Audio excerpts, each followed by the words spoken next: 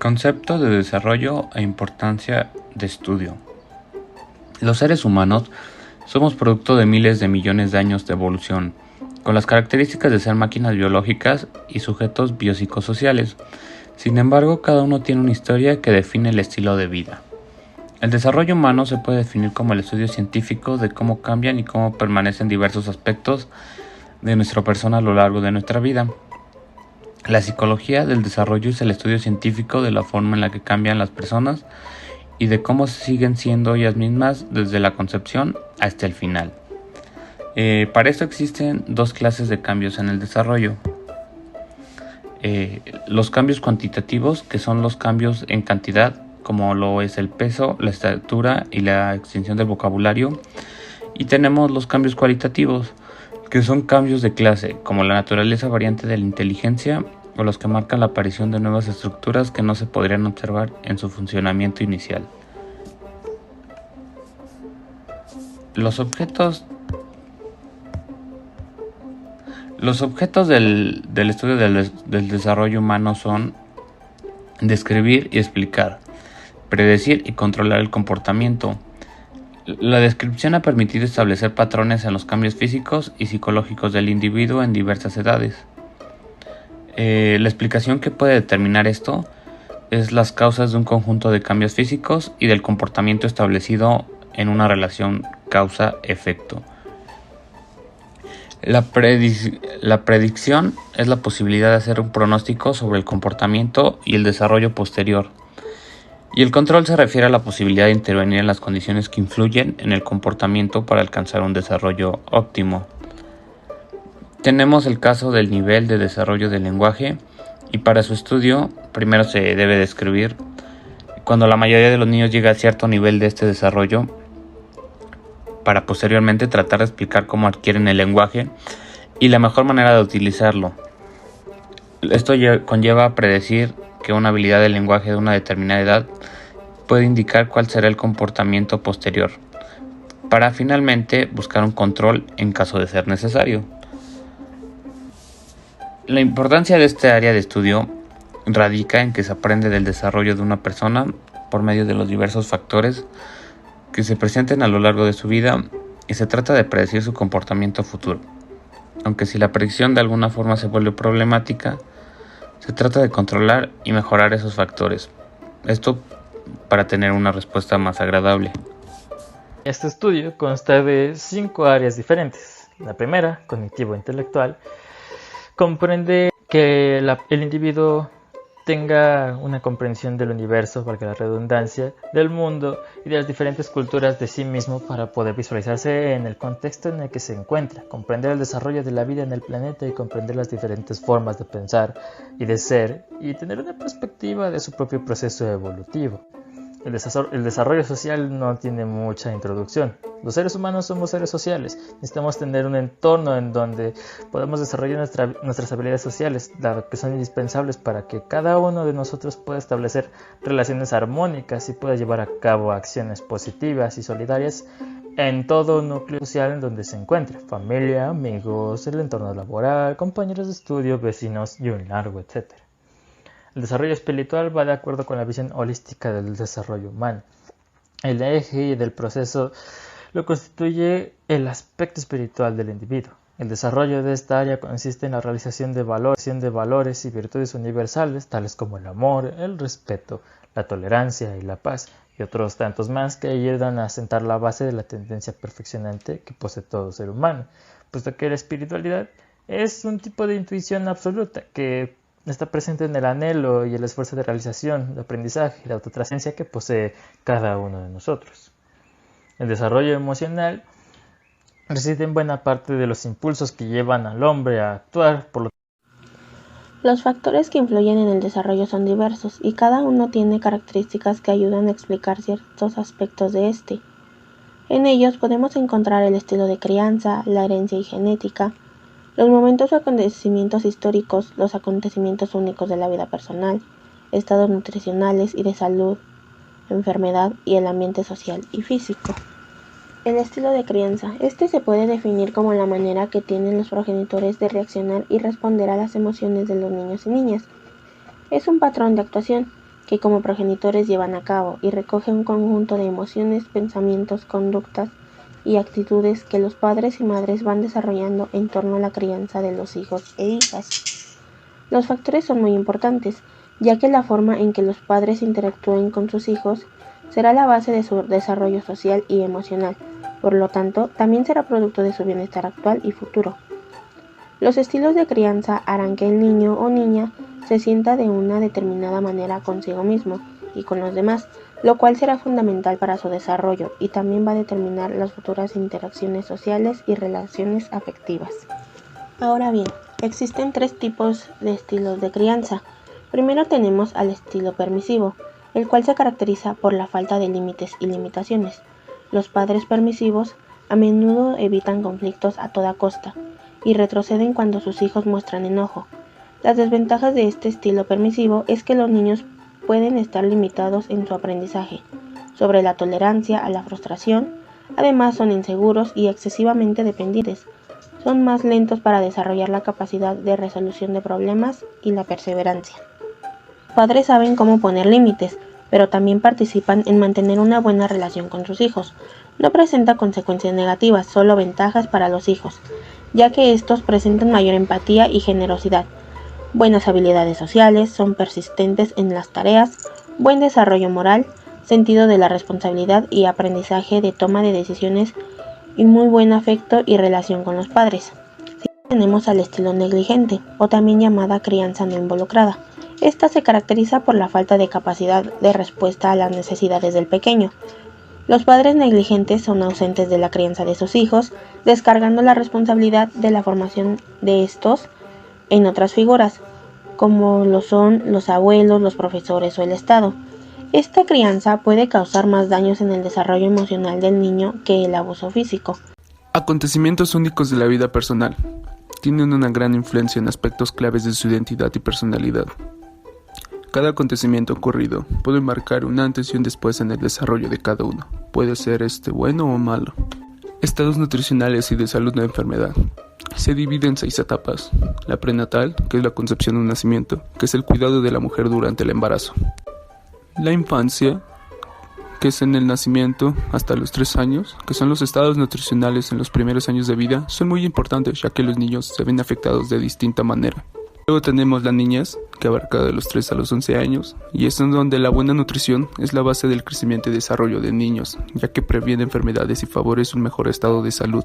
Después tenemos la adolescencia, que es de los 11 a los 20 años. Aquí los hábitos alimentarios que influyen en las preferencias de alimentos, el consumo de energía y la ingesta de nutrientes se desarrollan gradualmente durante la infancia y en particular durante la adolescencia.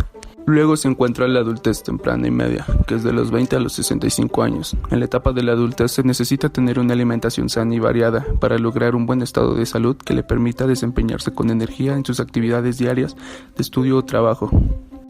Y por último tenemos la adultez tardía, que es de los 65 años en adelante. Y con el paso de los años, el metabolismo y la respuesta del cuerpo ante enfermedades no es igual que el antes. Tanto el músculo, piel, huesos, incluso el sistema cognitivo se ven afectados y pierden fuerza y resistencia. Ambiente social y físico. El ambiente social es el espacio constituido por todos los elementos creados por el ser humano, que rodean a los individuos e interactúan con ellos, tales como la infraestructura, las relaciones sociales y el universo cultural que los rodea. Cada persona tiene su ambiente social personal, ya que como sabemos, cada persona es diferente, al igual que su forma de relacionarse con las demás personas. Pero al igual que puede haber cosas diferentes, también encontramos similitudes, y estas están constituidas por la familia, escuela y sociedad, etc. Y bueno, tomando en cuenta lo anterior mencionado, les hablaré acerca del caso de Ginny Wiley. Ginny Wiley fue el nombre que se le dio a una pequeña niña salvaje rescatada en 1970 cuando contaba con 13 años de edad. Se encontró que la joven sufría severos retrasos en el desarrollo y otras afectaciones a su persona. Ginny nació en 1957 en Arcadia, Los Ángeles, California.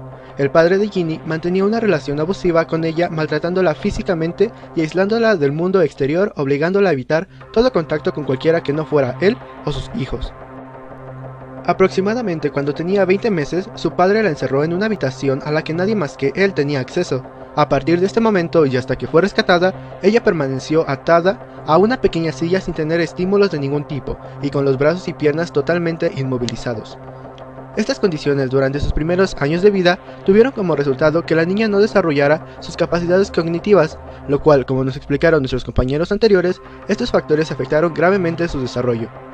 Que a pesar de que durante los años siguientes a su rescate, los científicos que trabajaron con ella consiguieron que desarrollara una gran parte de habilidades como la comunicación no verbal o la capacidad para relacionarse con otras personas, no llegó a adquirir ninguna completamente. Por ello, este caso es un gran ejemplo en el que se puede observar cómo existen diferentes factores que influyen en el desarrollo, lo cual, lamentablemente para Ginny, fueron negativos. Asimismo, aquí podemos encontrar el estilo de crianza, herencia genética, acontecimientos únicos de la vida personal y principalmente estados nutricionales y de salud de enfermedad y el ambiente social y físico. En las principales afectaciones que se pueden comentar que presentaba Ginny a causa de factores negativos que influyeron en su desarrollo son un retraso mental grave debido a la manera en la que se desarrolló, así como severos problemas de salud, problemas de aprendizaje causados en la estructura del cerebro que afectan la forma en la que se procesa la información, problemas de memoria, los cuales suceden porque el infante está concentrado en algún estímulo amenazador, lo cual lo podemos ver en el padre. Presenta deficiencias psicomotrices, las cuales son causa de otras afectaciones que presenta, como los severos retrasos en el desarrollo. Presenta problemas de lenguaje ya que no había podido aprender a hablar, además de que nunca pudo lograr desarrollar un lenguaje completo. Sufría de problemas musculares y de huesos ya que no tenía estímulos de ningún tipo y permaneció con los brazos y piernas totalmente inmovilizados por casi 13 años. No pudo desarrollar sus capacidades cognitivas debido a un crecimiento mental retardado, siendo esta una anomalía en el proceso del aprendizaje.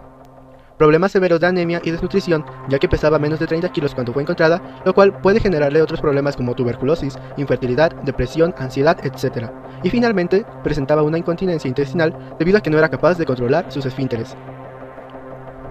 Y finalmente, tomando en cuenta las afectaciones identificadas y teniendo una perspectiva a futuro, se puede analizar que Ginny puede tener una incapacidad de sobrevivir por sí misma, ya que como comentaba en los puntos anteriores, presentaba severos problemas de desarrollo motriz y cognitivo, lo que le impide poder mantenerse por su propia cuenta, teniendo así una incapacidad de realizar acciones cotidianas como caminar adecuadamente, hablar, alimentarse e incluso hacer del baño. Puedo también decir que debido a otras problemáticas como el encierro y la falta de afectividad que presentó durante su niñez, puede tener una gran necesidad de contacto físico y de establecer vínculos afectivos o sociales, lo cual le harán que la interacción con el entorno sea de una forma más diferente. De esta manera, la vida futuro de Ginny va a ser sumamente difícil si no está con las personas adecuadas. Claro está que necesita de una atención especial para poder sobrevivir, ya que su futuro estará lleno de graves consecuencias de su desarrollo en la infancia. Finalmente, con este caso podemos entender la importancia de los diferentes factores que influyen en el desarrollo humano y cómo éste toma un papel fundamental en la formación de cada individuo. El caso de Oksana Malaya, la niña criada por una jauría de perros. Oksana nació en 1983 y se crió en una granja en ruinas en un pueblo de Ucrania. Oksana había sido abandonada por sus padres y criada, o más bien acompañada, por perros desde los 3 hasta los 8 años. Sus padres eran alcohólicos y su madre la golpeaba. Incluso, Oksana recordó que solía hacerse pipí del miedo. Años más tarde fue cuando se supo su historia. Para ser exactos, en 2014, cuando la antropóloga Mariana Ochota viajó a Ucrania para grabar el documental Niños Salvajes para Animal Planet. La experta cuenta que Oksana había sido llevada a un orfanato soviético cuando tenía 1 año y medio de vida, donde pasó su infancia y adolescencia. La antropóloga recordó imágenes de orfanatos de la región en la década de los 90, donde los niños no recibían estímulos y solo se mecían en las cunas o se golpeaban en la cabeza. Este es el tipo de institución donde creció esta niña, sintetizó Ochota. La especialista, Oksana comenzó a frecuentar a los perros del lugar, que eran bastante salvajes, porque ellos podían proveer el confort emocional y físico que ella necesitaba. De acuerdo con la información documental, la joven había aprendido el comportamiento canino debido a su estrecho vínculo con estos mamíferos durante su niñez, quienes la criaron desde los 3 años cuando fue abandonada por sus padres. Su experiencia con los perros causó varias consecuencias en ella, pues solo alcanzó la edad mental de un niño de 6 años, sabía contar pero no sumar, y nunca supo leer o deletrear su nombre correctamente. A los 20 años de edad, imitaba a los perros a la perfección, jadeaba con la lengua hacia afuera, se sacudía cuando estaba mojada y ladraba con un sonido tan natural que no parecía humano. En 2006, una psicóloga infantil conoció a Oksana y quedó sorprendida ya que esperaba a alguien menos humano. Admitió que el lenguaje de Oksana era extraño, hablaba llanamente como si fuera una orden, no hay cadencia ni ritmo ni música en su discurso, ni inflexión ni tono, aseveró. Le gustaba ser el centro de atención, hacer reír a la gente, presumir es una habilidad bastante sorprendente si se considera su origen. A pesar de su gran progreso, Oksana conservaba resabios de su pasado. Era descoordinada, sus pasos eran fuertes, sus hombros se balanceaban al caminar y solía entrecerrar regularmente los ojos. Al igual que los perros, cuando recibían un objeto, lo primero que hacía era ocultarlo. Incluso llegó a admitir que cuando estaba enojada o molesta, se iba sola al bosque. Por último, se sabe que se reencontró con su padre en el 2006, pero siguió internada en la institución. Aunque con esfuerzo y gran avance, no tuvo las habilidades sociales o personales para establecer relaciones con otras personas. No tiene la capacidad de entablar relaciones a largo plazo o de entender el dar y recibir. Prefiere pelear a comprometerse. Sigue considerándose una persona vulnerable. Oksana aprendió a caminar verticalmente, a comer con las manos y a comunicarse como un humano, pese a que siguió demostrando su extraño comportamiento canino. Teoría del desarrollo psicosexual freudiana. Las etapas del desarrollo psicosexual por Sigmund Freud son: etapa oral. Ocupa aproximadamente los primeros 18 meses de vida y en ella aparecen los primeros intentos por satisfacer las demandas promovidas por la libido. En ella, la boca es la principal zona en la que se busca el placer. Etapa anal. Se produciría desde el fin de la etapa oral y hasta los 3 años de edad. Se trata de la fase en la que se empieza a controlar el esfínter en la defecación. Para el niño o niña, eliminar orina o heces es algo normal, natural y placentero. La satisfacción viene de cumplir los deseos de sus padres, avisar y controlar. Etapa fálica. Fase pulsional duraría entre los 3 y los 6 años, y su zona erógena asociada es la de los genitales. De este modo, la principal sensación placentera sería la de orinar, pero también se originaría en esta fase el inicio de la curiosidad por las diferencias entre hombres y mujeres, niños y niñas, empezando por las evidentes disimilitudes en la forma de los genitales y terminando en intereses, modos de ser y de vestir, etc. Fase latencia.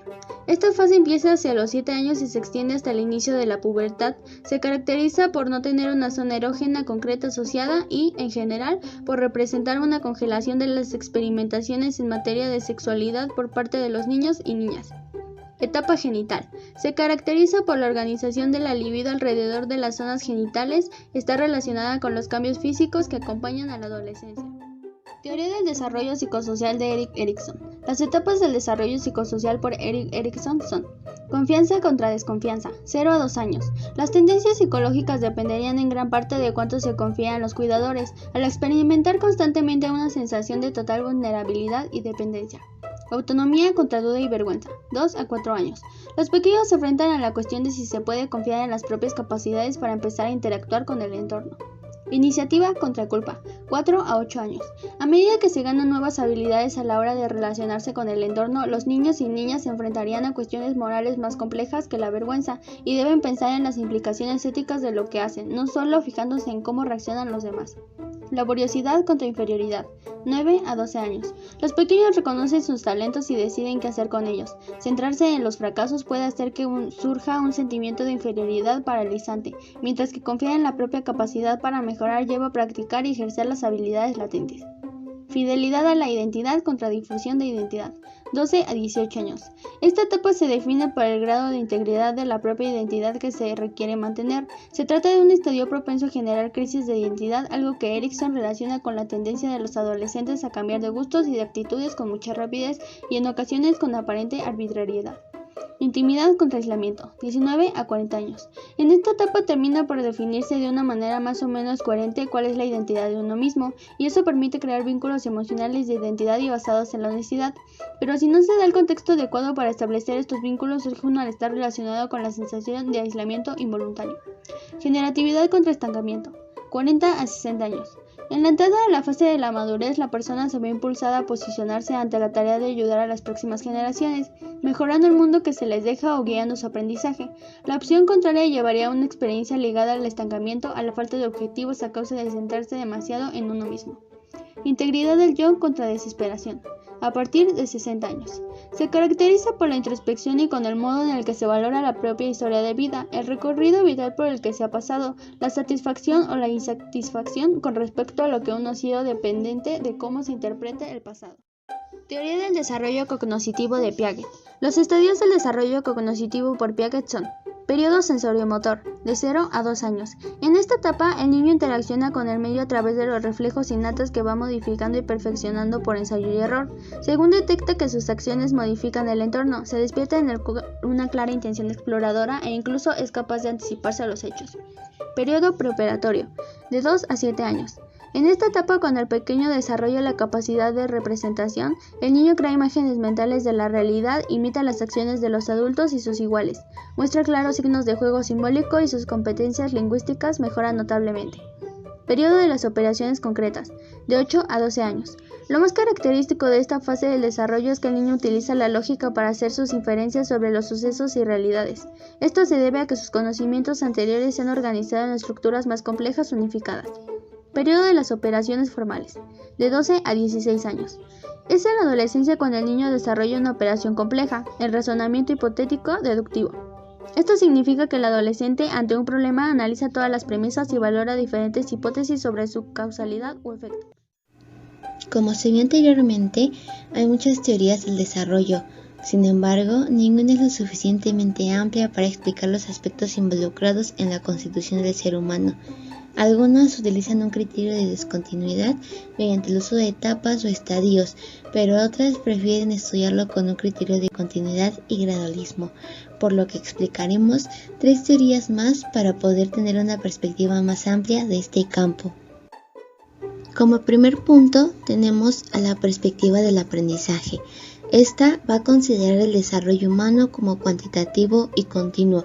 Su objetivo va a ser predecir y modificar el comportamiento basándose en los principios y las leyes del aprendizaje. Esta va a concebir el desarrollo como cuantitativo y continuo, es decir, acumulativo y sin etapas.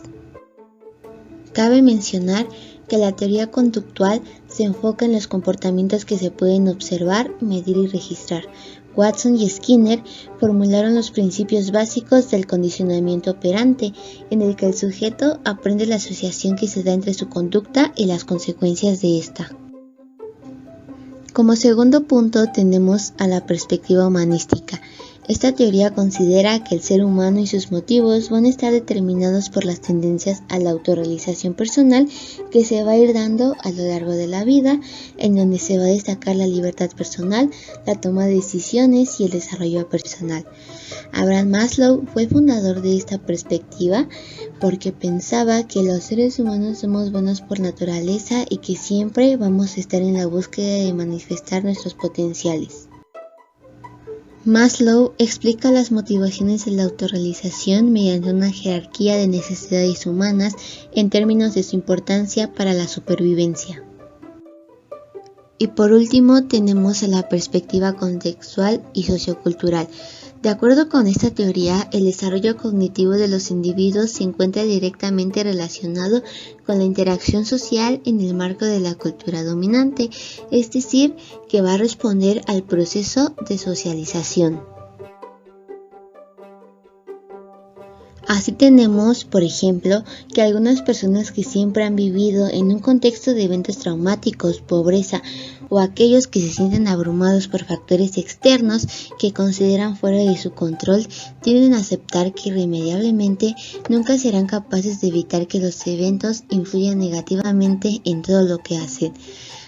Afortunadamente, la influencia del contexto no siempre ni necesariamente es negativa. Es mucha la gente que va a aprender a salir adelante o que se va a librar de esas influencias negativas de su ambiente y va a aprovechar los conocimientos, habilidades y actitudes positivas que va a adquirir a lo largo de esto, ya sea para poder tener una mejor vida o para poder sobrellevar esas situaciones.